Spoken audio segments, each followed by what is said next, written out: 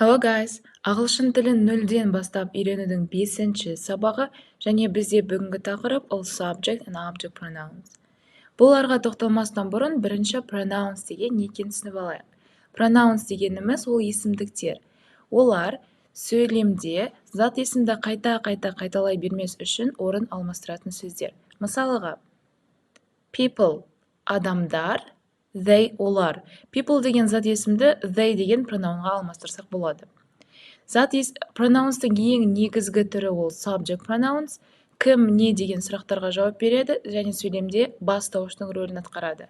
Олар I, мен, you, сен, сіз, he, ол, ер адамдарға, she, ол, әйел адамдарға, it, ол, заттарға немесе жануарларға, you, сендер, сіздер, we, біз және де they, олар.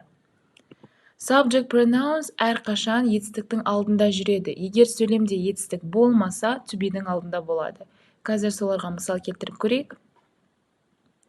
I play football. Мен футбол ойнаймын. Кім? Мен. Бұл жақта play деген етістік болып тұр, және I деген subject pronoun етістіктің алдында келіп тұр. You are strong. Сен мықтысың. Кім? Сен. He is at home. Ол үйде. She plays the piano. Ол пианинода ойнайды. It is a cat. Бұл мысық. You are students. Сіздер студентсіздер. We like tennis. Біз теннисті ұнатамыз. They wear glasses. Олар көзілдірік тағады. Subject pronouns түсінікті болды деген ойдамын. Келесісі бізде object pronouns. Object pronouns дегеніміз кімді, нені, кімге, неге деген сұрақтарға жауап береді және сөйлемде толықтауыштың рөлін атқарады. Олар me, маған, мені, you, саған, сені, сізді, сізге, him, оған, оны, ер адамдарға, her, оған, оны, әйел адамдарға және it, оған, оны, заттарға немесе жануарларға. You, сендерге, сендерді, сіздерге, сіздерді. Us, бізге, бізді және them, оларға, оларды. Object pronouns әрқашан етістіктен кейін жүреді. Қазір соларға тоқталып көрейік. Мысалға, look at me, маған қара. Кімге? Маған. Бұл жерде look, қара деген етістік болып тұр. Етістіктен кейін me pronouns, яғни object pronouns келді.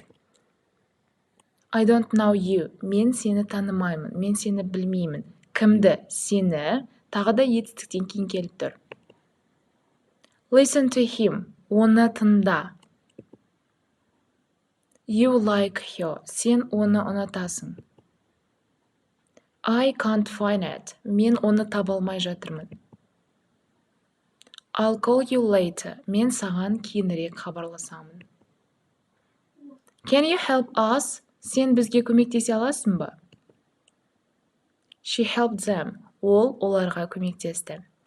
Okay guys, осымен тақырып сіздерге түсінікті болды деген ойдамын. Қазір кішігірім практика жасап кетейік. Мына жерде берілген сөйлемдердің бос қалып кеткен жерлеріне subject немесе object pronouns мағынасына қарай қойып шығыңыздар. Видеоны пауза қойып қазір осыны істеңіздер, содан кейін жауабын бірге тексереміз. Окей. Барлығын жасап болды деген ойдамын. Қазір жауаптарын тексеріп көрейік. Жауаптарын тексеріп шығыңыздар, ал бізде осымен бүгінгі сабағымыз аяқталды. Сіздерге барлығы түсінікті болды деген ойдамын. Назарларыңызға рахмет. Келесі сабақта кездескенше.